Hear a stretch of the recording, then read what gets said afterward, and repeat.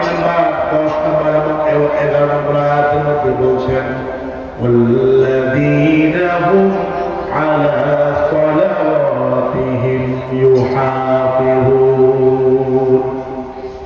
মুমিন তো হলো তারা, মুমিনদের অন্যতম বৈশিষ্ট্য হচ্ছে তারা নামাজকে যত্নের সাথে পড়বে। সুবহানাল্লাহ।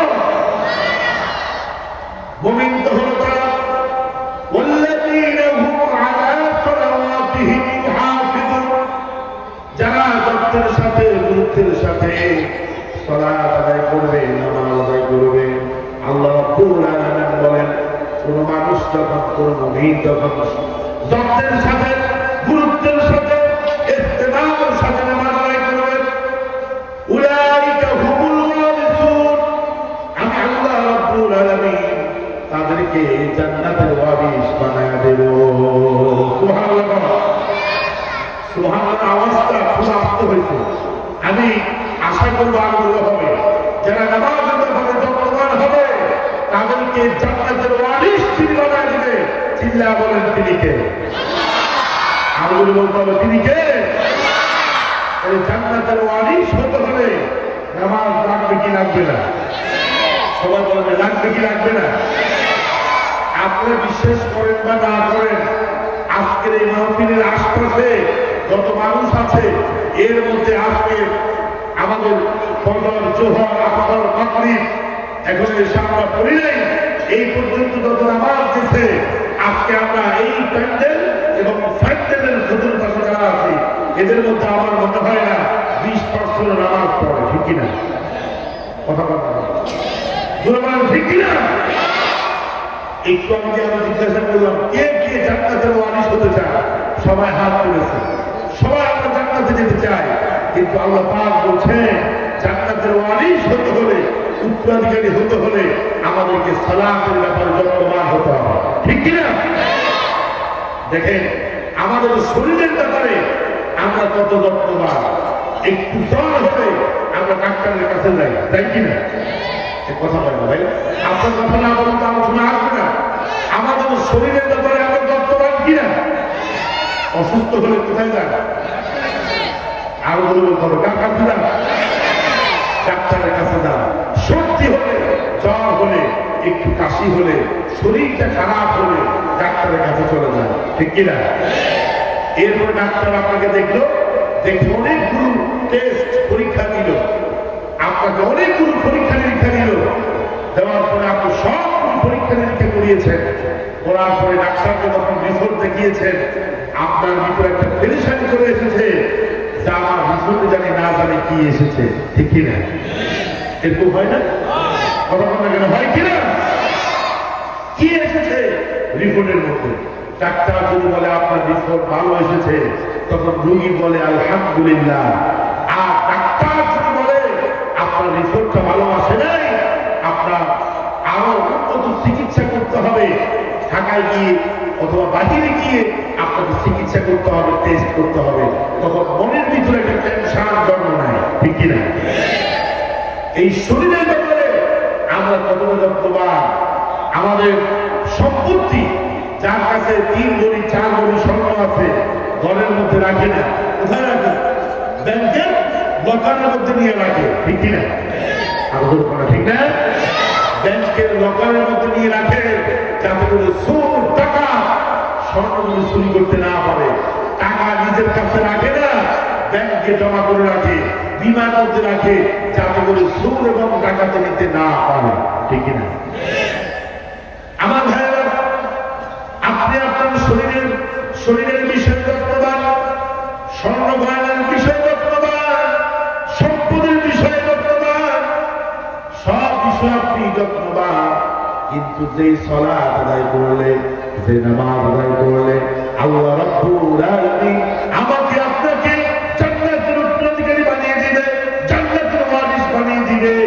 আজকে বহু মুসলমান আছে সেই নামাজের ব্যাপারে উদাসীন। ঠিক কিনা? দুর্বল বলো ঠিক কিনা?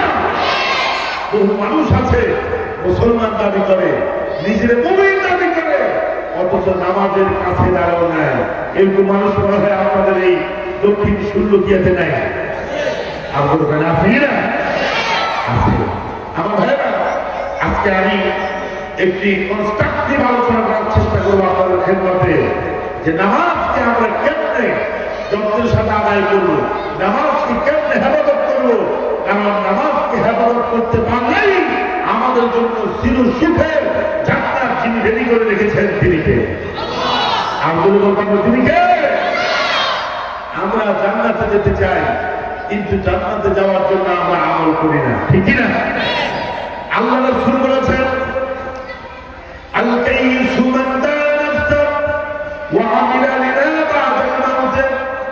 বুদ্ধিমান তো হলো সেই ব্যক্তি যে ব্যক্তি নিজেকে নিয়ে চিন্তা করে, ওয়া আমিলা লিমা বা'দাল মাউত, আর মৃত্যুর পরবর্তী জীবনের জন্য আমল করে।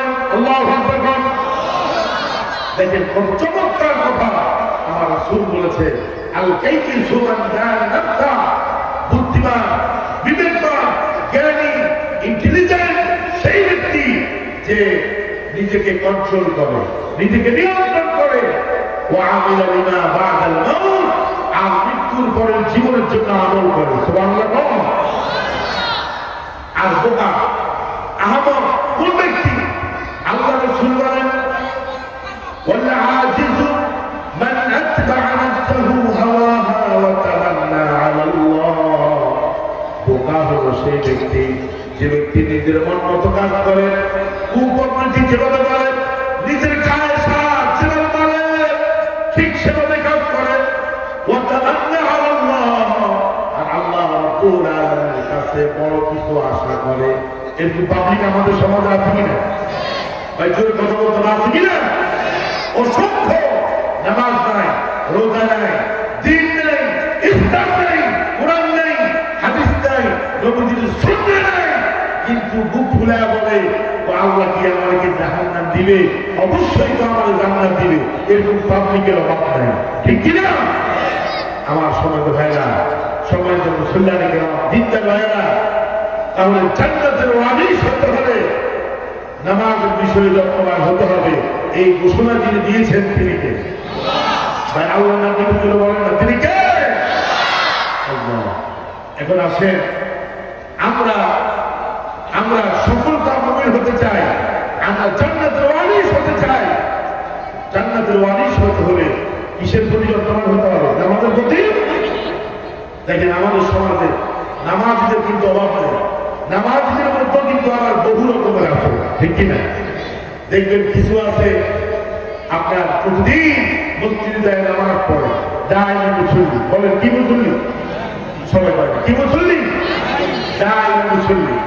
আবার কিছু আছে সাপ্তাহিক, সাপ্তাহিক বুঝে, সাপ্তাহিক বুঝে, সাপ্তাহিক হলো সারা সপ্তাহে নামাজ দেয়। আপনার শুক্রবারে কোন কোন জায়গায় 2 রাকাত পড়ে, এরকম মুসল্লিকে আপনাদের দক্ষিণ শুনলো কে আছে?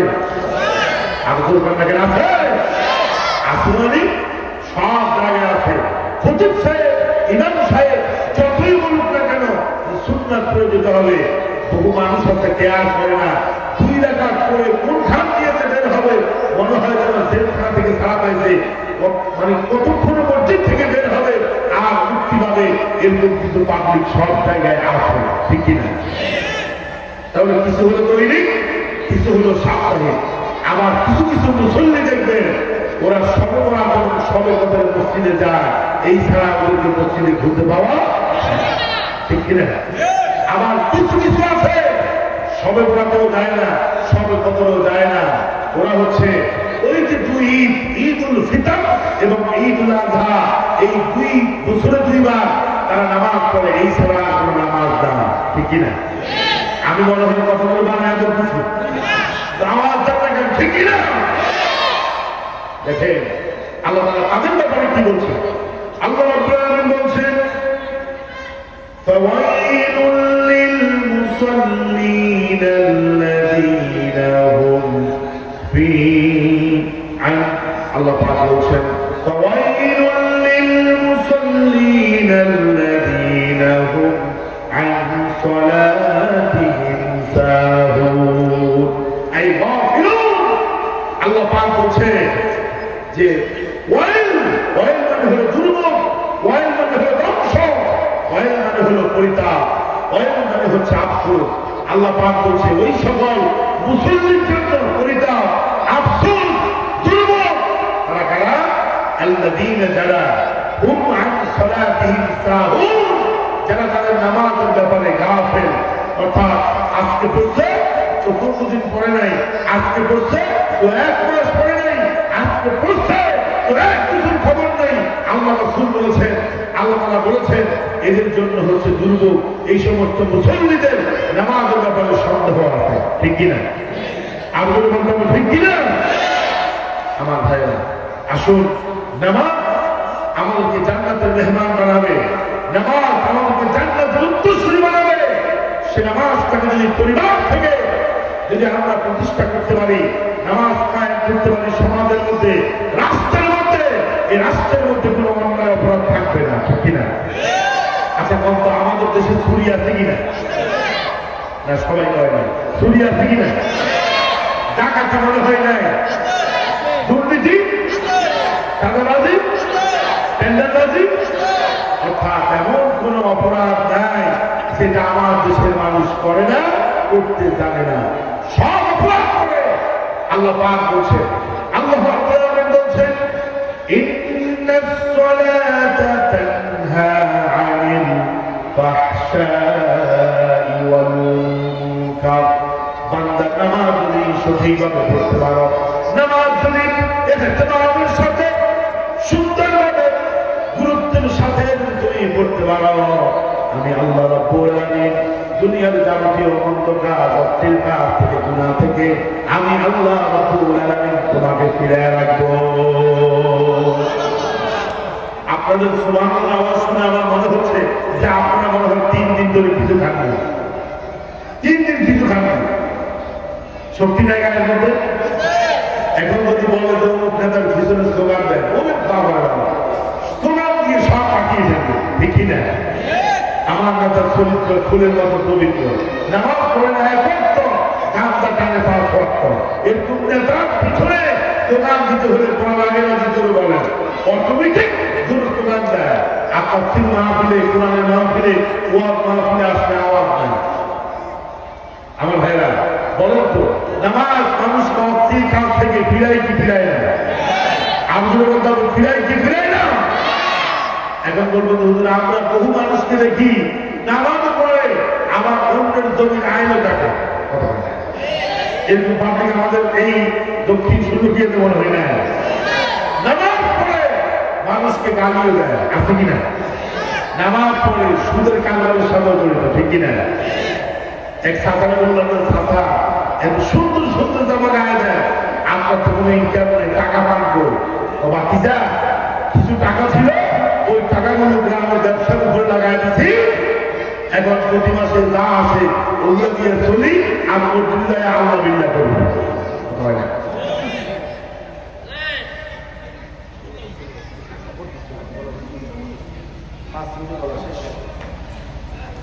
আমার ভাইরা সময় তো মুসলমানে গেলাম, দেখেন আমি বলি নামাজের মতো নামাজ যদি করতে পারে তাহলে আপনার দ্বারা কোনো অন্যায় কাজ করা সম্ভব হবে না। কথা বলেন ঠিক কিনা? আমি বলি নামাজি কখনো সুদখোর হতে পারে না, নামাজি কখনো দুষ্কর হতে পারে না, নামাজি কখনো চুর হতে পারে না, নামাজি কখনো সন্ত্রাস হতে পারে না, নামাজি কখনো টাকা হতে পারে না। বুঝতে হবে আল্লাহ পাক যে নামাজের কথা বলছেন, সেভাবে নামাজ পড়তে বলেছেন, সেভাবে আমরা নামাজ পড়তে পারি না। এই জন্য আমাদের নামাজ আমাদেরকে অন্যায় কাজ থেকে ফিরায় না, ঠিক কিনা? আসেন আমরা আজকে কিছু ফর্মুলা আপনাদেরকে দিব। এই সিস্টেমে যদি নামাজ পড়তে পারেন, আল্লাহর কসম দিয়ে বলছি আপনার নামাজ আপনাকে অন্যায় থেকে, দুষ্কৃতি থেকে, গুনাহ থেকে, পাপ থেকে 100% আপনাকে নামাজ অন্যায় থেকে ফিরাবে ইনশাআল্লাহ। আমাদের জন্য ইনশাআল্লাহ। আমার সময় ভাইয়া আল্লাহ পাক বলছেন নামাজকে যত্নের সাথে পড়ার জন্য, নামাজকে গুরুত্বের সাথে পড়ার জন্য। এখন আপনি নামাজ কেমনে পড়বেন, গুরুত্বের সাথে কেমনে পড়বেন? আমার ভাইয়া নামাজ যখন আপনি পড়তে দাঁড়াবেন, নামাজের নিয়ম যখন করবেন, এমন দেখে আপনি তার সামনে রুকু এবং সিজদা করতেছে। আল্লাহু আকবার। দেখেন আমরা 4 রাকাত নামাজ পড়তে আমাদের 2 মিনিট লাগে না, এরকম কিছু পাবলিক আছে না? একজনের বললাম যে আপনি 4 রাকাত নামাজ পড়ছেন, আমি দেখলাম 2 মিনিট সময় লাগে, কি করছেন? উনি আমার হুজুর সব কিছু তখন ডিজিটাল হয়েছে, তো ডিজিটাল বাংলাদেশে নামাজকে ডিজিটাল ছাড়া কেমনে পড়ে কথা হয় না। ডিজিটাল পোশনে কিছু আছে কিনা? দেখবেন যে রুকু দেয়, সেজদা দেয়, মনে হয় যেন মুরগা আদার খায়, ঠিক কিনা? আমরা নোয়া খাইলে মাথায় বলে আদার খায়, এমন জোরে জোরে রুকু দেয়, সেজদা দেয়, কাজগুলো পড়ে না ঠিক করে, কেরাত তো পড়েই না। দেখেন আল্লাহ রাসূল বলেছেন আসওয়ান নাস সারাকাতান, ওই ব্যক্তি হলো সর্বনিকৃষ্ট চোর, আল্লাযী ইয়াসরিফু সালাতাহু, যে নামাজের মধ্যে চুরি করে। আচ্ছা বাবা, নামাজ পড়া অবস্থায় কি চুরি করা সম্ভব? ভাই আমি যেরকম শ্রোতা পাচ্ছি সেরকম পাচ্ছি না, আমি ভালো মানের শ্রোতা পাই না, এখানে গলা পাঠাই দিচ্ছি একটা আওয়াজ কি মুসিবতের জায়গার মধ্যে আসবে। আচ্ছা বল, নামাজ পড়া অবস্থায় চুরি করা সম্ভব? কারো পকেটে হাত দেওয়া সম্ভব? হাইজাকার করা সম্ভব? দেখেন রাসূল আসওয়া একটু তাফসীরের সিগা ব্যবহার করছে, আসওয়ান নাস, রাসূল বলছে তোমাদের মধ্যে সর্বনিকৃষ্ট চোর হচ্ছে সেই ব্যক্তি আল্লাযী ইয়াসরিকু সালাতাহু, যেটা নামাজের মধ্যে চুরি করে। আচ্ছা বলুন তো, এই কথা বললে একটা প্রশ্ন আসে যে নামাজের মধ্যে আবার চুরি করে কেন, ঠিক কি না? সাহাবায়ে কিরাম বলেন ওয়া কাইফা ইয়াসরিকু সালাতাহু, নামাজের মধ্যে চুরি করে কেন? ইয়া রাসূলুল্লাহ, আমরা তো বুঝলাম না। আল্লাহ রাসূল বলছে লা ইয়াতিমু রুকুহু ওয়া সুজুদহু, আমার উম্মতের মধ্যে যারা নামাজের মধ্যে নামাজ পড়ে কিন্তু নামাজের মধ্যে রুকু এবং সিজদা পরিপূর্ণভাবে দেয় না, আল্লাহ রাসূল বলেন এরা হলো নামাজ চোর, ঠিক কি না? দেখেন টাকা চুরি, সম্পদ চুরি, এগুলাকে রাসূল সর্বনিকৃষ্ট চুরি বলে। যারা নামাজের মধ্যে রুকু সিজদা ঠিক করে দেয় না, আল্লাহ রাসূল বলছে এদের চাইতে নিকৃষ্ট চোর আর পৃথিবীতে হতে পারে না, ঠিক কি না? তাহলে আপনি নামাজ পড়তেছেন, রুকু ঠিক করে দেন না, সিজদা ঠিক করে দেন না, কোন রকম সুবহানাল্লাহ সুবহানাল্লাহ আলা এত দ্রুত পড়তেছেন, মনে হয় যেন আপনারে কেউ জুড়াইতেছে, ঠিক কি না? এই নামাজের কথা আল্লাহ বলে নাই, এই নামাজের কথা আল্লাহ বলে নাই। আল্লাহ পাক বলছে জান্নাতের ওয়ারিস হবে তারা যারা নামাজকে হেফাজত করে। নামাজ হেফাজত করার প্রথম তাফসীর হলো নামাজ পড়তে হবে খুশু এবং খুশুর সাথে, নামাজ পড়তে হবে নম্রতা এবং ভদ্রতার সাথে। সুবহানাল্লাহ। আল্লাহ রাব্বুল আলামিন বললেন قد أفلح المؤمنون الذين هم عن صلاتهم خاشعون। الله أكبر، عبد الله أكبر، الذين هم في صلاتهم خاشعون، الذين هم في صلاتهم خاشعون, নামাজের মধ্যে বিনয়ী, নামাজের মধ্যে ভদ্র নম্রভাবে নামাজ পড়ে, খুদু এবং খুশুর সাথে নামাজ পড়ে, আল্লাহ পাক বলতে তারাই হচ্ছে সফল নবী। সুবহানাল্লাহ। দেখেন আল্লাহ রাসূল বলছে নামাজ যখন পড়বা, ইবাদত যখন করবা, আন তা'বুদাল্লাহ কাআন্নাকা তারাহু, এমন ভাবে নামাজ পড়বা মনে হয় তুমি আল্লাহকে দেখতেছো। সুবহানাল্লাহ। দেখেন শ্রমিকের সামনে যদি মালিক থাকে, শ্রমিক কাজগুলো কি সুন্দরভাবে করে নাকি এলোমেলোভাবে করে? সবাই বলবে এলোমেলোভাবে করে না, গোছানোভাবে করে, সুন্দরভাবে করে, পরিপাটিভাবে করে। ঠিক আপনি যখন নামাজ দাঁড়াবেন, যদি আপনার টেন্ডেন্সি থাকে যে আমার সামনে আমার আল্লাহ দাঁড়িয়ে আছে, আমি আমার রবকে দেখে দেখে সালাত আদায় করতেছি, তাহলে আপনার দাঁড়ানো, আপনার রুকু, আপনার সাজদা, আপনার তাসবিহাত, আপনার সবগুলো নামাজের ভিতরে যা আছে সবগুলো চমৎকার হবে, নামাজের মধ্যে অমনোযোগিতা আসবে না, ঠিক কিনা? দেখেন আমরা দুনিয়ার সব কাজ করি মনোযোগের সাথে, যখন নামাজ পড়তে যাই তখন আমাদের মনে পড়ে পরিবারের কথা, ঠিক কিনা? মনে পড়ে সন্তানের কথা, মনে পড়ে আমার ব্যবসা বাণিজ্যের কথা, মনে পড়ে আমার সাংসারিক বিপদের কথা, ঠিক কিনা? এই নামাজ নামাজ না, আল্লাহর কথা, এই নামাজ নামাজ না, এই নামাজ আর শাহিদ পর্যন্ত পৌঁছবে না, ঠিক কিনা? আপনি নামাজ পড়তে যখন দাঁড়াবেন তখন আপনার কাছে এই কথা মনে হতে হবে যে আমি আমার রবের সামনে দাঁড়িয়েছি, আমি আমার রবের সামনে দাঁড়িয়েছি, আমি নামাজ এমন ভাবে পড়বো আমি আমার নামাজ যেন আমার রব কবুল করে নেয়। খুশু এবং খুশুর সাথে নামাজ যদি পড়তে পারেন তাহলে আপনাকে তিনি জান্নাতের ওয়ারিশ বানিয়ে দিবে। চিল্লা বলেন তিনি কে? আর বলে বলেন না তিনি কে? দুই, নামাজকে আল্লাহ পাক যত্নের সাথে পড়ার জন্য, যত্নের সাথে পড়া, এটার প্রথম তাফসীর হলো নামাজকে খুশু এবং খুশুর সাথে পড়া। দুই নম্বর হলো ইতারুস সালাতি আলা সাইরিল আমাল, নামাজকে গুরুত্বের সাথে পড়ার মানে হলো দুই নম্বর তাফসীর হলো যত কাজ আছে আমার আপনার, যত পেরেশানি আছে, সব কাজের উপরে নামাজকে প্রাধান্য দিতে হবে, ঠিক কিনা? তোর কথা হয় না কেন? আচ্ছা আমার চাকরি বলো নামাজ বলো, যারা কয় না এরা নামাজ পড়ে না, নিশ্চিত যারা একটু কথা বলবে না ওরা নামাজ পড়ে না। জোর বলেন আমার চাকরি বলো না আমার নামাজ বলো। আচ্ছা আল্লাহ কি তুমি হয়তো চাকরি করার বলেছেন? আমি মাদ্রাসায় চাকরি করতে হবে, ব্যবসা করতে হবে, কৃষিকাজ করতে হবে, আল্লাহ কি এগুলোর জন্য পাঠাইছেন? সূরা জারিয়াতের 56 নম্বর আয়াতের মধ্যে আল্লাহ রাব্বুল আলামিন ক্লিয়ারলি জানিয়ে দিলেন ওয়া মা খালাকাতুল জিন্না ওয়াল ইনসা ইল্লা লিয়াবুদুন। জোরে বলেন আল্লাহু আকবার।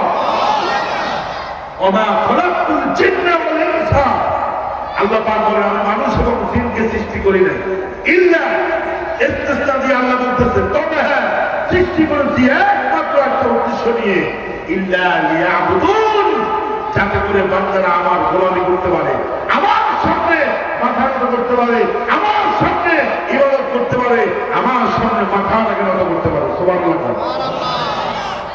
আমার মতো আপনার মতো মুসলিম নামধারী অনেক মানুষ আছে আল্লাহর সেজদা দেয় না, আল্লাহর সামনে মাথা নত করে না, মাথাতে গিয়ে মাথা নত করে, এরকম বন্ধ মুসলমান নামধারী আছে কিনা? আপনাদের এই নোয়াখালী বলে নাই আর আওয়াজ দিয়ে বলতে আছে কিনা? গত কয়েকদিন আগে আপনাদের পাশে একটা ইউনিয়নে আমি আসছি, কয়েক হুজুর আমাদের এই সমাজে এত পরিমাণ বন্ড পীরের মুরিদ আছে কল্পনা করতে পারবে না। হয়তো আমাদের এই এলাকাতে নাও থাকতে পারে, আসিফ লাগে যে আল্লাহ পাক সৃষ্টি করছেন, সে আল্লাহকে বাদ দিয়ে অন্যের সামনে কেমন মাথা মতো করে আমার বুঝে আসে না। সেটা পাওয়ার যোগ্য কে? মুসলমানরা আওয়াজ দিয়ে বলেন সেটা পাওয়ার যোগ্য কে? তুমি আল্লাহর সেজদা দাও না, তুমি আল্লাহর সেজদা দাও না, মাথায় যায় কথাটাকে মত করে সেজদা দাও। তোমার মতো ইবলিস, তোমার মতো শয়তান, তোমার মতো বন্ধ এই পৃথিবীতে আর একটা হতে পারে না, ঠিক কিনা? সেজদা দিবেন কারে? আর আওয়াজ দিয়ে বলেন সেজদা দিবেন কারে? খবরদার মাজারের সেজদা দেওয়া যাবে না। মাজারের সেজদা দেওয়া কি আমি যখন জুমার নামাজ পড়াই কিন্তু কেন্দ্রে জানা করছি তার 2-3 মাইলের ভিতরে কয়েকটা কবর আছে, কয়েকটা জায়গা আছে যেখানে আমি স্পষ্ট ভিডিও পাঠাইছি, একজন আমারে স্পষ্ট তারা সেখান থেকে ভিডিও করে পাঠাইছে, কবরের সামনে যায়, পীরের সামনে যায়, সেজদা যায়। নাউযুবিল্লাহ। এগুলো মুশরিক। হিন্দুদের যে অবস্থা হবে, হিন্দুদের যে পরিণতি হবে, এদেরও সেই অবস্থা হবে। তাহলে আল্লাহ যে বলছে নামাজকে হেফাজত করো, আমি আল্লাহ তোমাকে জাহান্নাম থেকে হেফাজত করে জান্নাতের ওয়ারিশ বানিয়ে দেব। এখন তাফসীরকাররা বলতেছে নামাজ হেফাজতের 2 নম্বর তাফসীর হলো ইজারুস সালাত আলা সাইরিল আমাল। পৃথিবীতে আমার আপনার যত কাজ আছে, যত ব্যস্ততা আছে, যত পেরেশানি আছে, সবগুলো আগে হচ্ছে নামাজ। আল্লাহু আকবার। সৌদি আরবের একটা ভিডিও দেখলাম, সৌদি আরবে এক লোক স্বর্ণের দোকানে যায় স্বর্ণ কিনতেছে। আচ্ছা কোন স্বর্ণের দাম কম না বেশি? আর দরকার না, কম না বেশি? স্বর্ণের দোকানদার থেকে স্বর্ণ কিনলো, কেনার পরে সে টাকা দিবে। এই সময় মুয়াজ্জিন মসজিদ থেকে আযান দিল, আল্লাহু আকবার, আল্লাহু আকবার। আমি ওই ভিডিও ক্লিপে দেখলাম সাথে সাথে যিনি তাজের ব্যবসায়ী তিনি বলছে ইয়া আব্দুল্লাহ কাফ, হে আল্লাহর বান্দা থামো, আযান দিয়েছে ওয়াদারুল বাই', বেচা কিনা বন্ধ, ফাসআউ ইলা যিকরিল্লাহ আই আসসালাহ, চলো আমরা নামাজে চলে যাই। সুবহানাল্লাহ। আমি অবাক হয়ে গেলাম, লক্ষ টাকা লেনদেন হল, কেউ কাউকে চিনে না। লেনদেন হয়ে যাওয়ার পরে যখন মসজিদ থেকে মুয়াজ্জিন আযান দিয়ে দিল, ওই তাদের ব্যবসায়ী বলল এখন আর লেনদেন হবে না, ওয়াদারুল বাই', লেনদেন বন্ধ করে দিয়ে তুমি আর আমি দুইজনে চলো আমরা মসজিদে যাই নামাজ আদায় করি। ইমানের স্পিড তো এরকম, আল্লাহ। আর আমাদের দেশের পান দোকানদার পান দোকান রেখে মসজিদ যাওয়ার সাহস পায় না, কারণ বাঙালি এত লোভী, যখন দেখে যে পান দোকানদার নাই, একটু সুন নিবে, একটু সাদা নিবে, একটু জর্দা নিবে, সুযোগ পাইলে 1 কেজি পান পিতে খাবে। মিথ্যা কথা বলছি বলো? আমার দেশের 1000 টাকা ক্যাপিটাল নিয়ে মূলধন নিয়ে দোকানদারি করে পান দোকানদার, ওই 1000 টাকার সালাদ নিয়ে বসে ওই ব্যক্তি সবসময় চিন্তায় থাকে কোন সময় জানি আমার ফুল চুরি হয়, কোন সময় জানি আমার সাদা চুরি হয়, কোন সময় জানি আমার পান চুরি হয়। কিন্তু আল্লাহর আইন যেখানে কায়েম আছে সৌদি আরবে, সেখানের মধ্যে lakh crore million billion trillion অট্রিলিয়ন অর্থ তারা রেখে মসজিদে চলে যায়, কারণ আযান হলে দুনিয়ার সব কাজ খারাপ করে দিয়েছেন কে? আর আমরা কি করি? মসজিদ থেকে মুয়াজ্জিন যতই চিল্লা, যতই বলে হাইয়া আলাস সালাহ, হাইয়া আলাল ফালাহ, আমরা বলি মুয়াজ্জিন তুমি যত চিল্লাও আমরা কিন্তু মসজিদে যাব না। কথা বলেন, আফসোস আফসোস, যতদিন পর্যন্ত জুমার দিনের মতো শুনে রাখেন, কোট করেন, জুমার দিনের মতো মুসল্লি ফজরে, জোহরে, আসরে, মাগরিবে, ইশাতে আমাদের মসজিদগুলোতে না হবে, ততদিন বাংলার জমিনে ইসলাম কায়েমের আশা করা যায় না। ঠিক না? ইসলাম যারা কায়েম করবে, আল্লাহ পাক বলছেন আল্লাযীনা ইম্মাক্কান্নাহুম ফিল আরদ, আমি যদি আমার ঈমানদার বান্দাদেরকে এই পৃথিবীতে রাজত্ব দান করি, ক্ষমতা দান করি, তাদের 1 নম্বর কর্মসূচি হবে আকামুস সালাহ, তারা এই জমিনে নামাজ কায়েম করবে, কারণ নামাজ আছে যেখানে শান্তি আছে সবাই কয় না, নামাজ আছে যেখানে শান্তি আছে। আজকে আমাদের দেশে কি রাষ্ট্রীয়ভাবে নামাজ কায়েম হয়েছে? দুর্বল হয়েছে। স্বাধীনতার পর থেকে এদেশে জ্ঞানী গুণীরা, রাজনীতিবিদরা 53 বছর এই দেশ পরিচালনা করেছে, কত আইন করেছে, কত ইস্তরা বাজেট পেশ করেছে, কিন্তু আজ পর্যন্ত দেখলাম না একজন সংসদ সদস্য জানিয়ে কথা বলছে যে নামাজের ব্যাপারে আইন পাস হবে, বিল পাস হবে, আগামীকাল থেকে প্রত্যেক পুরুষ এবং মহিলা নামাজ পড়তে হবে বাধ্যতামূলক। এই আইন আজ পর্যন্ত কেউ করার সাহস পায় না। ঠিক না? পাইছে পায় না। আর আমরা যখন বলি যে বাংলাদেশে ইসলাম কায়েম করতে হবে, বাংলাদেশে আমরা ইসলামের খেলাফত চাই, বাংলাদেশে আমরা একামত দিন প্রতিষ্ঠা করতে চাই, কোরআনের রাজ প্রতিষ্ঠা করতে চাই, তখন এক শ্রেণীর বন্ধ গোলামরা বলে যে ওরা কোরআনের নাম দিয়ে যা বলে এটা বাউতাবাদী। কি বলে? আমি বলি যে লোকটা বলছে অমুক দল কোরআনের নামে যা বলে বাউতাবাদী, কোরআন বাউতাবাদী, ওই দাওয়াতকে নির্দিষ্ট লোকটাকে 4 মাসের মুখের মধ্যে এনে তাকে প্রকাশ্যে ফাঁসি দিতে হবে। ঠিক কিরকম মুসলমান? আমার সাথে কি আপনারা একমত আছেন? কেন একমত আছেন? আল্লাহকে দেখিয়ে দেন। লিল্লাহি তাকবীর, লিল্লাহি তাকবীর। আমি এখন যে কথাটা বলছি আপনারা এটা কি শুনছেন? আপনারা সবাই শুনে না? শুনছেন? এদেশের এক কথা নিকৃষ্ট এক লোক, সে বলতেছে যে অমুক দল, দলের নাম তাকে বললাম না, বললো যে অমুক দল কোরআনের নামে যেগুলা বলে বাউতাবাদী, কোরআন বাউতাবাদী, নাউজুবিল্লাহ বলে। সে বলতেছে কোরআন নাকি বাউতাবাদী, নাউজুবিল্লাহ বললেন না? এখন এরা মুসলমান দাবি করে, এরা ক্ষমতা লোভে পাগল হয়ে গেছে। আমি বলি এদেশ মুসলমানের দেশ, এদেশ ইসলামের দেশ। এই দেশে নামাজ কায়েম করতে হবে, নামাজকে বাধ্যতামূলক করতে হবে, নতুবা আমরা কাউকে ম্যান্ডেট দেব না, ঠিক কিনা? এদেশে মুয়াজ্জিনের আযান শুনে সূর্য ওঠে, এদেশে মুয়াজ্জিনের আযান শুনে সূর্য ওঠে, এদেশে মুয়াজ্জিনের আযান শুনে সূর্য ডুবে, এদেশে সকল কাজে সবাই বলে বিসমিল্লাহ, এদেশের সংবিধানে থাকবে না কেন আল্লাহ, ঠিক কিনা? ওই যে টাকলা এক সময় বলছিল যে ইসলাম সে উঠে দিল সংবিধান থেকে। আচ্ছা, কোন সংবিধানে ইসলাম এখন আছে কিনা? দুই একজন বলছে, বাকিরা মনে রাখতো আছে কিনা? আমাদের সংবিধানে মনে হয় ইসলাম নেই, আছে। কেমন পর্যন্ত থাকবে ইনশাআল্লাহ।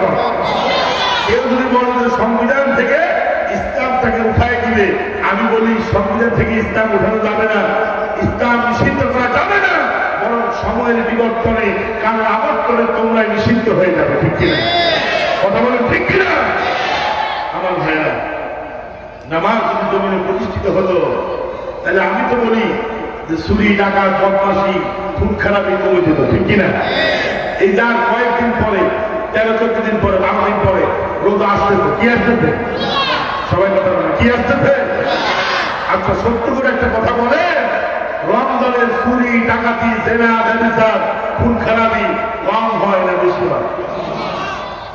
একজন বড় বেশি হয়, গেছে কম হয় না বেশি হয়?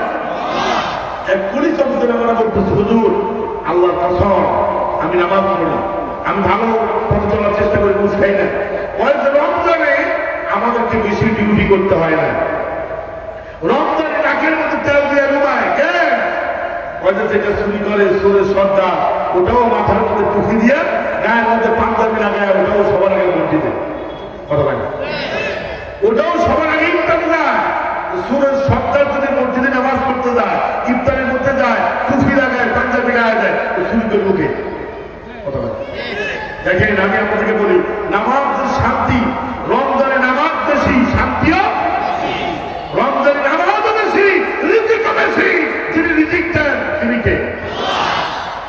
আল্লাহ রাব্বুল আলামিন নবী করিম সাল্লাল্লাহু আলাইহি ওয়াসাল্লামকে বলছে, ওয়া মা রাসূল ওয়া'মুর আহলাকা বিস-সালাতি ওয়াসতাবির আলাইহা। ভাই রাসূল বলেন, আল্লাহু আকবার। রাসূল আল্লাহ কি বলছে দেখেন, ওয়া'মুর আহলাকা বিস-সালাহ। রাসূল, আপনি শুধু নামাজ পড়লে হবে না, আপনার পরিবারের যারা আছে তাদেরকেও আপনি তাকিদ দেন, আদেশ দেন, তারাও যেন নামাজ পড়ে। সুবহানাল্লাহ।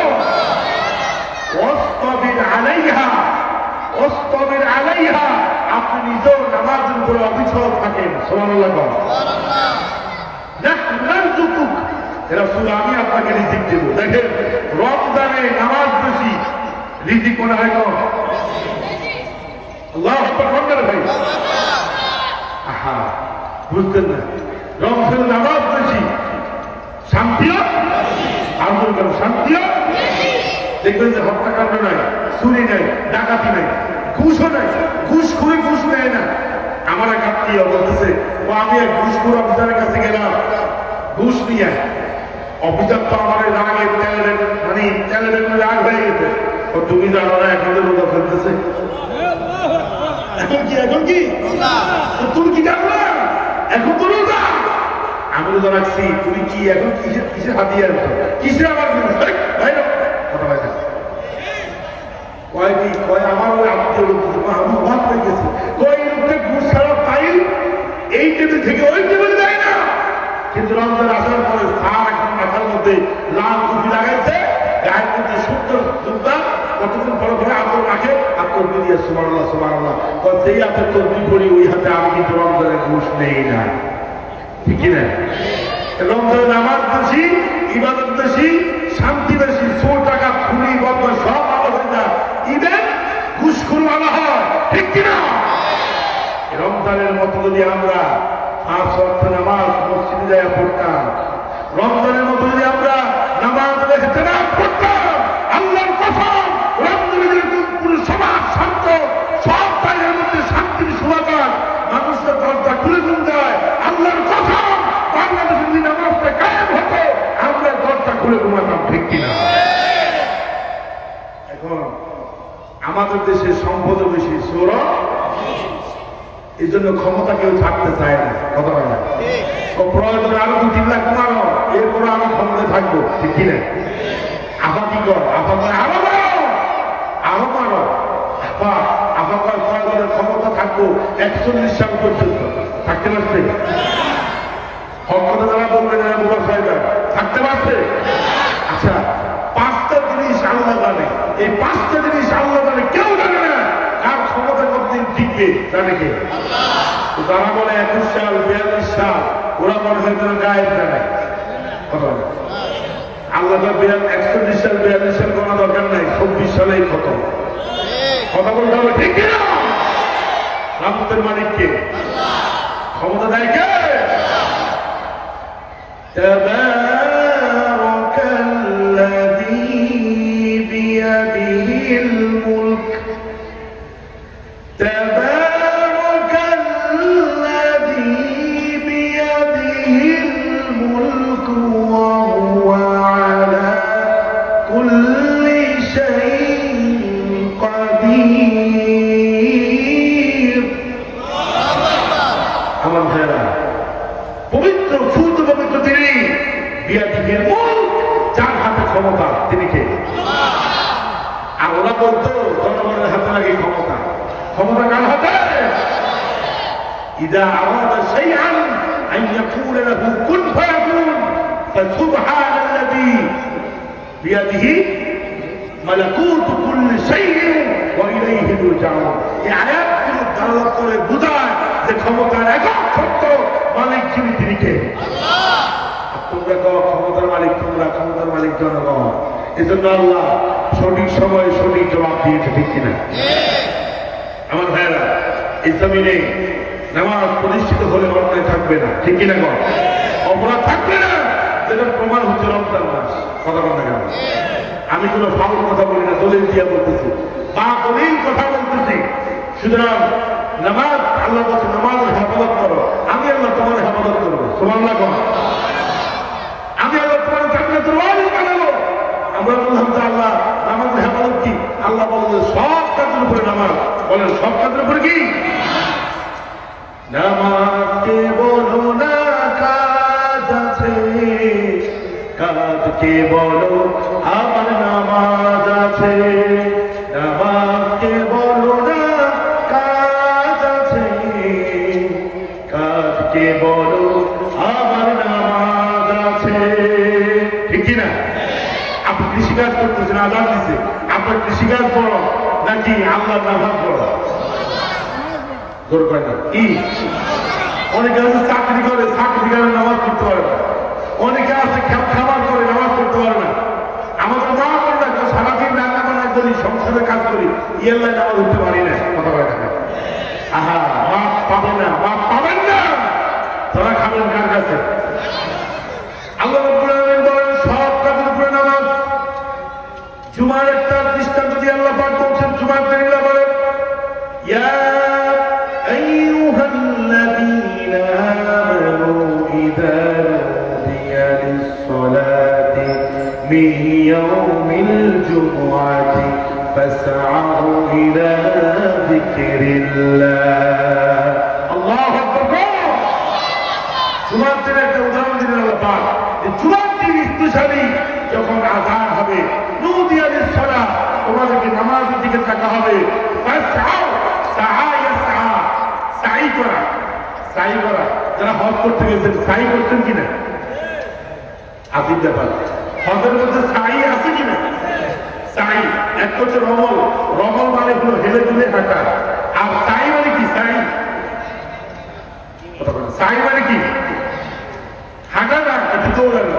আল্লাহ পাক বলছেন জুমার দিন যখন স্পেশালি তোমাদেরকে নামাজের দিকে দেখা হবে, সব কাজ ফেলে রেখে মসজিদের দিকে যাও।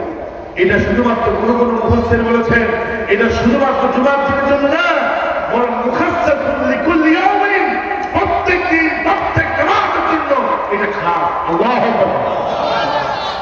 আজকে দক্ষিণ সুন্দকিয়ার মানুষগুলো আল্লাহর কাছে আমি একটু ওয়াদা করতে চাই যে আমরা আমাদের দুনিয়ার কাজ কাজকে প্রাধান্য দিব নাকি আল্লাহ যেই গোলামি নামাজ এটাকে প্রাধান্য দিব?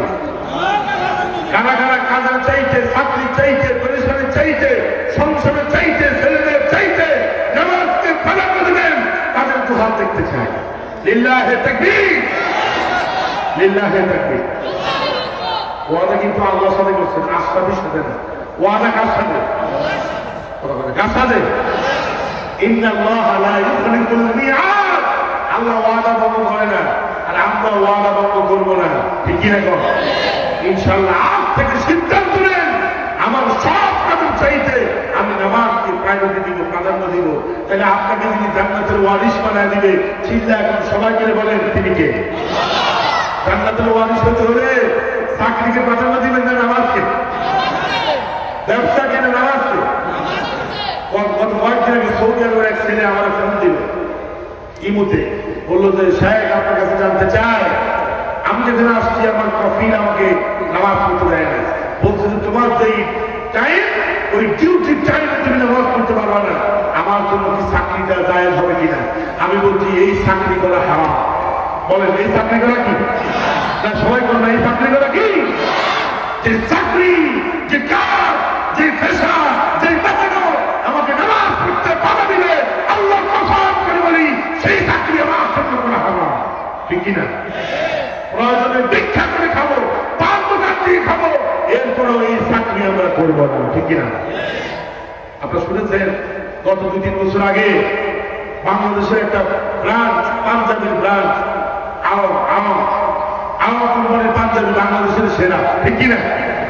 ওরা একটা ঘোষণা দিচ্ছে যে আওয়াম কোম্পানিতে চাকরি করতে হলে দাঁড়িয়ে রাখা যাবে না। বলেন সবাই বলেন কি রাখা যাবে না? দাঁড়িয়ে রাখা যাবে না। একটা যুবক, আমি বলি এটা আসহাবে কাহাফের যুবকের মতো, আসহাবে কাহাফের যুবকের মতো।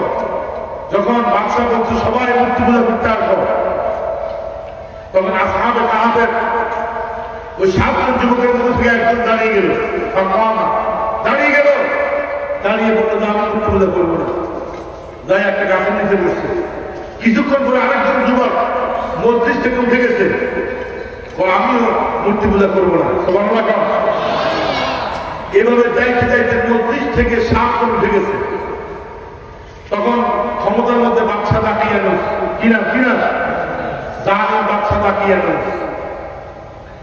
এখন বাদশার কাছে খবর চলে গেছে, গোয়েন্দা NSI রিপোর্ট চলে গেছে যে আপনার এই দেশের মধ্যে, এই রোম সাম্রাজ্যের মধ্যে 1 জন 2 জন 3 জন না, বরং 7 জন যুবক বিপ্লবী, তারা বিদ্রোহ করেছে। কি করছে? বিদ্রোহ করছে যে তারা মূর্তি পূজা করবে না। বাদশা বলে এদেরকে না কর। বাদশা এদেরকে ডাকছে, বাদশা না আসার পরে ছোট্ট একটা গেট করছে, ছোট্ট গেট করছে যাতে করে এই যুবকগুলো বাদশার দরবারে ঢুকার সময় মাথা করে ঢুকে, আর বাদশা তাদের সেজদা গ্রহণ করবে, তখন বলবে তোমরা আমার সেজদা করছো, তোমরা অবশ্যই। যুবকরা যখন বাদশার দরবারে গেছে, তাই তাকে ছোট্ট একটা গেট করছে বাদশা। যুবকরা বুঝছে যে চলে বলে কৌশলে বাদশা এদেরকে নিয়ে শিরক করাবে। যুবকগুলো লাঠি দিয়া ওই গেটটাকে 30 হাত করে পালা দিয়েছে। আল্লাহু আকবার। বাদশারা কিরে যুবক মাত্র 7টা, এদের ভিতরে এত তেজ আসছে কোনখান থেকে?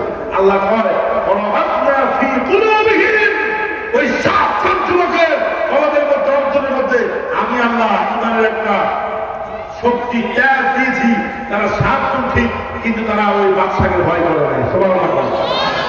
ওয়ারাবাতনা ফি কুলুবিহিম ওয়া জিদনাহুম হুদা, আল্লাহ পাক বলে এদের ভিতরে আমি হেদায়েতকে বাড়ায় দিয়েছি। সুবহানাল্লাহ। বাদশা কয় সিদ্ধান্ত নাও, তোমাদেরকে 3 দিন 3 দিন সময় দিচ্ছি, 3 দিনের সিদ্ধান্ত নিবা যে মূর্তি পূজক হবা নাকি তোমরা আল্লাহরে বিশ্বাস করবে। যুবকরা কয় এই দেশেই থাকবো না, প্রয়োজনে দেশ ত্যাগ করবো, এরপরেও আমরা এই বাদশার কাছে মাথা নত করবো। ওরা বিপ্লবী। ওরা কি? বিপ্লব মানে জীবন দেওয়া, বসে থাকা নয়। তারপরে কি? আমার ভাইয়েরা, বিপ্লব যারা, বিপ্লবী যারা, এই যে আমাদের দেশের 24-এর গণ অভ্যুত্থানে কিছু বিপ্লবী কি আমরা দেখছি না? এদেরকে প্রপোজ করেছে, টাকা বস্তা দিয়েছে, বলছে তোমরা নেগোসিয়েশন করো, আমাদের কাছে আসো, কি লাগবে? এরকম টাকার বস্তা আমাদের দরকার নাই, আমরা চাই এই দেশটাকে শৈল শাসন মুক্ত করতে। সুবহানাল্লাহ। আমার ভাইরা, ওই যে আরব কোম্পানির যুবকটার কথা বলতেছিলাম, আসহাবে কাহাবের যুবকের মতো, সে দাঁড়িয়ে গেছে, সে দাঁড়িয়ে বলতে শুনেন প্রয়োজনে চাকরি ছেড়ে দেব, আমার বেতন 35,000 টাকা, চাকরি আমি করবো না, প্রয়োজনে পানের দোকান দিয়ে খাবো, এরপর নবীর সুন্নাত দাড়িতে আমি হাত দেব না। আল্লাহু আকবার বলতে হয় না?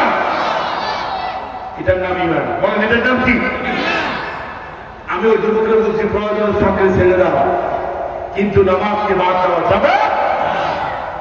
মুমিন তো তারা আল্লাযীনা ইউসিরুনা সালাতা আলা সাইরিল আ'মাল, পৃথিবীর সব কাজের চাইতে যারা নামাজকে প্রাধান্য দিবে, প্রায়োরিটি দিবে, ওরাই তো হচ্ছে মুমিন। ঠিক কিনা? ঠিক কিনা? 3 নম্বরে নামাজ হেফাজতের 3 নম্বর তাফসীর হলো, ব্যাখ্যা হলো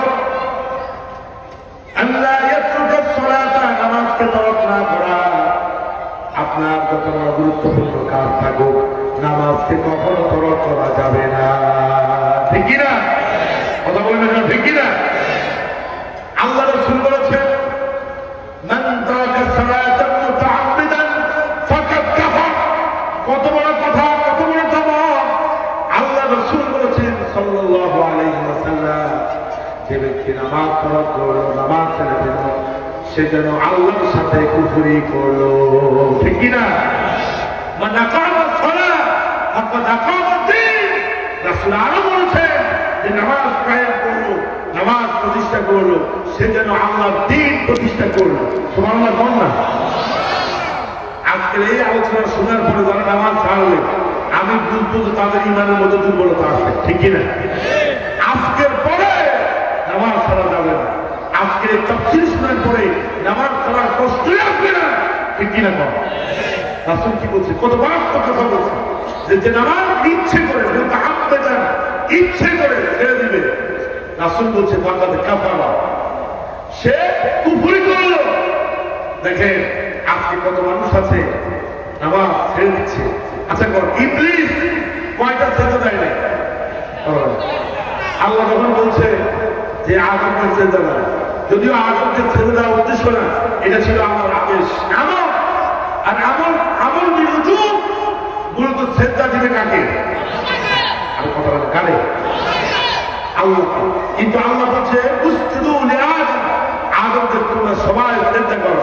মূলত সেজদাটা নিবে কে? আল্লাহ। আদম সেজদা দেয় নাই, আবা ওয়াস্তাকবারা, সে অস্বীকার করেছে, অহংকার করেছে, সে অস্বীকার করার কারণে ওয়াকানা মিনাল কাফিরিন, সে কাফেরদের অন্তর্ভুক্ত হয়ে গেছে। আচ্ছা কর, আমাদের দেশে বহু মানুষ আছে আজান শেষ, মসজিদে নামাজ চলে, মসজিদের পাশে দিয়ে হেঁটে যায়, মসজিদের দিকে তাকায়ও দেখে না, এরকম পাবলিক আছে না? দেখবেন যে সবার আগে হেঁটে না, কথা বলে সবার আগে তারা। আমি আমার যুব মসজিদে দেখছি যে অনেক মানুষ আমি চিনি না, কোরআন নিয়ে বলতেছি, বহু মানুষের চেহারা আমি চিনি না, নতুন। আমার পুরান মুসল্লিদের সেদিন জায়গা নেই, পুরান মুসল্লিরা মসজিদের বারান্দায়, কোনে বারান্দায়, আর নতুন নতুন মেহমানরা সামনে। ওরে বাবা কি জোরে বিরাট করে, ইয়া নাবি, কি আছে? আমি বলি তোমার এই সিজনাল নামাজ আল্লাহ চায় না। ঠিক কিনা? সিজনাল নামাজ চায় না। এই জন্য আমার ভাইয়েরা, দিলকে উজাড় করে আপনাদের কাছে বলতেছি, খবরদার, খবরদার, নামাজ ত্যাগ করবেন না। দুনিয়ার সব ত্যাগ করবো, কিন্তু নামাজ ত্যাগ করবো না। ঠিক কিনা? আচ্ছা, আপনি সাগরের মধ্যে পড়ছেন, ধরেন ঢাকা থেকে আপনার সাতপুর আসার সময় লঞ্চটা ডুবে গেছে, এখন শুনতেছেন ওই আজানের শব্দ আসতেছে, আপনি ডুবতেছেন, বাঁচতেছেন, পানি খাচ্ছেন, বাঁচতেছেন। এই সময় যদি আপনি আজানের শব্দ শুনেন, আপনার মালাকুল মাউত কিছুক্ষণ পরে রূপ কবজ করবে। আল্লাহ রাসূল বলে এই সময় যদি কেউ নামাজের আযান শুনে, ওই সময়ও তার জন্য নামাজ পড়া ফরজ। জান বাঁচানোর চাইতে আগে নামাজ পড়া ফরজ। ঠিক কিনা? কারণ কি জানেন? কারণ ওই নামাজ পড়া অবস্থায় যদি সে পড়তে পারে, কিছুক্ষণ পরে মরবে, এটা তো নিশ্চিত, বাঁচার কোনো অপশন নাই, সুযোগ নাই। যদি সে অন্তত ইশারাতান ইনায়াতান আল্লাহকে অন্তত বুঝাতে পারে, আল্লাহ আমি ডুবতেছি, এরপর তোমাকে সেজদা দিয়ে বলতেছি।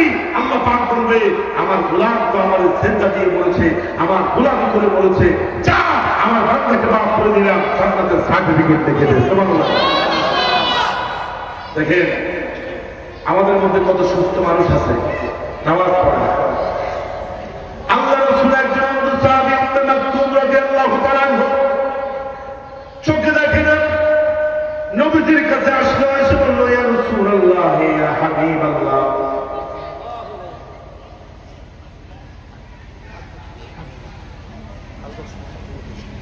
দেখেন এই কথাটা বলেই আমি আমার আলোচনা কনক্লুশন করতেছি। উম্মে মাকতুম অন্ধ সাহাবী,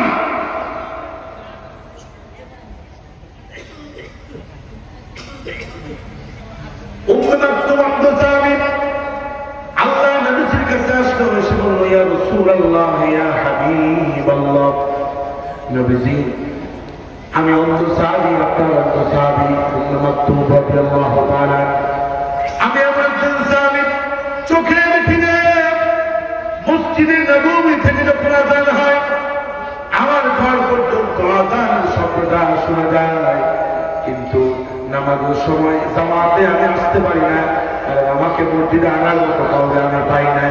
আমি অন্ধ মানুষ, নিজেও আসতে পারি না, মাঝে মধ্যে আমার কোনো সাহায্যকারী আমি খুঁজে, ইয়া রাসূলুল্লাহ, ইয়া হাবিবাল্লাহ, মেহেরবানি করে জামাত থেকে আমাদের রুখসত দেওয়া যায় কিনা। আল্লাহ রাসূল বলছেন, প্রথমে আল্লাহ রাসূল বুঝতে পারেন নাই, আল্লাহ রাসূল বলছেন, উম্মে মাকতুম যাও, তোমার জন্য আমি রুখসত দিয়ে দিলাম। কিছুক্ষণ পর রাসূলের মনে হলো মসজিদে এসে জামাতের সাথে নামাজ পড়া ফরজ করেছেন কে? আব্দুল বান্দা কে? রাসূল যখন দেখলেন আল্লাহ যেটা ফরজ করছে, আমি রাসূল সেটা দখল করতে পারি, রাসূল উম্মে মাকতুম অন্ধ সাহাবীকে আবার ডাকছে, ডেকে বলে, শুনো, তুমি কি আযান শুনো? আসামি'তা আযান, তুমি কি আযান শুনো? সাহাবী বলতেছে, আযান শুনো। রাসূল বলছে, আযান যখন শুনবা তখন তুমি কাউকে পাও আর না পাও, খামাগুলি দিয়ে হলেও মসজিদে আসবা, জামাতের সাথে নামাজ পড়বা। তোমার আল্লাহ। আচ্ছা আমি জানতে চাই, এখানে কি আমরা কেউ অন্ধ আছি? কে কে আছে একটু হাত তোলো। ব্লাইন্ড পার্সন আমরা কেউ নেই, আলহামদুলিল্লাহ। কোন না ভাই, মসজিদ ছিলেননি, সবাই ছিলেননি, কে কে ছিলেন দেখে হাত তোলো। মাশাআল্লাহ, আপনারা মসজিদে আমরা সবাই ছিলেন, কিন্তু মসজিদে আমরা ঢুকতে চাই না। দেখেন একটা কথা বলি, দুনিয়াতে আপনার ভাইয়ের ঘর বলেন, মায়ের ঘর বলেন, বাবার ঘর বলেন, যত বেশি দুনিয়ার মানুষের ঘরে যাবেন আপনার দাম মর্যাদা কমবে না বাড়বে? ওই তো বাড়বে। মানুষের ঘরে আপনি যত বেশি যাবেন আপনার দাম কি কমবে, এটাই বাস্তব। মানুষ আপনাকে ভক্তা দিবে না, তবে একটু ভক্তি দিবে আমার ঘরে। আর পৃথিবীতে অনলি ওয়ান, কেবলমাত্র শুধুমাত্র একমাত্র একটা ঘর, আর মসজিদ। সেই ঘরে আপনি যত বেশি যাবেন তত আপনার মর্যাদা বাড়িয়ে দিবে কে? এই জন্য আজকে থেকে একটা ঘরে সব সময় বেশি করে যাবেন, চিল্লা বলেন, সেই ঘরের নাম কি? আল্লাহ যেন নামাজের পর আমি যে কথাগুলো বলেছি, নামাজকে রক্তের সাথে পড়া, হেফাজত করা, নামাজকে রক্তের সাথে পড়া, হেফাজত করা, গুরুত্ব দিয়ে পড়া, নামাজকে ইহতিমাম করা, খুশু এবং খুশির সাথে নামাজ পড়া, এই কাজগুলো যেন আমরা করতে পারি আজকে থেকে। আল্লাহ আমাদের ভিতরে তৌফিক দান করে, সবাই বলেন আমিন। আমিন। নামাজ তিনি যত্নের সাথে পড়তে পারেন, যিনি আমাদেরকে জান্নাতের ওয়ারিস বানিয়ে দিবে, তিনি কে? আর আল্লাহ বলে, হুম ফিহা খালিদুন, এই জান্নাতে একবার ঢুকবা আর বাইর হতে হবে না, চিরস্থায়ী জান্নাতে থাকবা। সুবহানাল্লাহ। শুধু জান্নাতে যাবেন পরকালে, দুনিয়াতে আপনি সফল মুমিন হবেন। কদ আফলাহাল মুমিনুন আল্লাযীনা হুম ফি সালাতিহিম খাশিউন। আল্লাহ পাক যেন আমাদেরকে দুনিয়াতে সফল মুমিনদের কাতারে শামিল করে, বলেন আমিন। আল্লাহ পাক যেন আমাদেরকে সঠিকভাবে নিয়ম অনুযায়ী গুরুত্বের সাথে, ইহতিমামের সাথে, বিনয়ের সাথে আল্লাহ যেন জামাআত আমাদেরকে নামাজ পড়ার তৌফিক দান করে, বলেন আমিন। আমিন। আল্লাহ যেন পরকালে নামাজীদের কাতারে, মুসল্লিদের কাতারে আমাদেরকে শামিল করে বলেন আমিন। আমি আপনাদের কাছ থেকে দোয়া নিচ্ছি। এই অঞ্চলে হয়তো আমার আশা হয় নাই, নোয়াখালীতে আমি অনেক প্রোগ্রাম করেছি আলহামদুলিল্লাহ। সবাই আমার জন্য দোয়া করবেন, আল্লাহ পাক যেন সাহসের সাথে, হিম্মতের সাথে দিনের সঠিক মেসেজ যেন জনগণের সামনে, মুসলমানদের সামনে দীপ্ত কণ্ঠে, বলিষ্ঠ কণ্ঠে আলোচনাগুলো করার, খেদমত করার তৌফিক আমাদের দান করে বলেন আমিন। আল্লাহ তাআলা আমাদের সবাইকে কবুল করুন, আমাদের সবাইকে আল্লাহ আনুগত্যশীল বান্দাদের কাতারে শামিল করেন, আমরা বলছি আমিন। আল্লাহ যেন আমাদেরকে সর্বোচ্চ আবারও বলি, আল্লাহ যেন আমাদেরকে দুনিয়া থেকে মুসল্লি হয়ে বিদায় হওয়ার তৌফিক দান করে বলেন আমিন। ওমা আলাইনা ইল্লাল বালাগ। আসসালামু আলাইকুম ওয়া রাহমাতুল্লাহি ওয়া বারাকাতুহু।